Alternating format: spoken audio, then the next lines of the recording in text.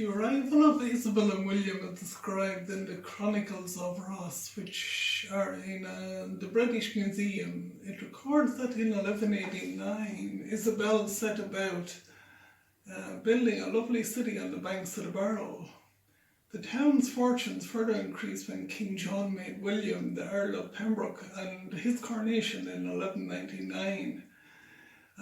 A year later, the Earl Marshal transferred the Norman capital of Leinster to Kilkenny, and New Ross became the main port.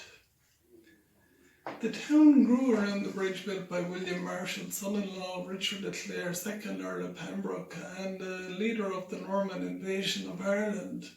The town of New Ross, the town of the new bridge, was granted a royal charter in 1207. The Port gained concessions from King John in 1215 and again in 1227, but these were later revoked by Henry VIII and Edward I to protect the port of Waterford.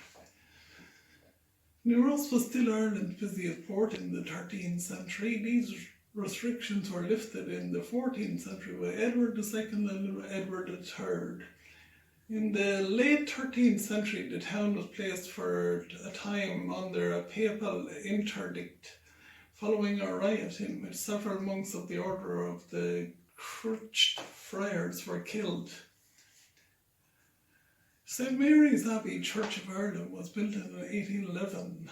There are two Roman Catholic churches, the parish church of SS Michael and Mary, completed in 1902, and the Augustinian church opened in 1835.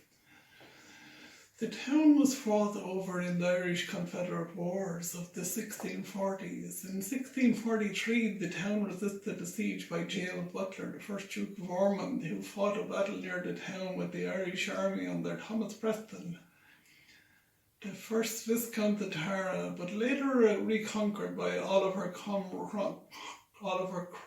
in 1649, who discharged 3 common shots at the Aldgate.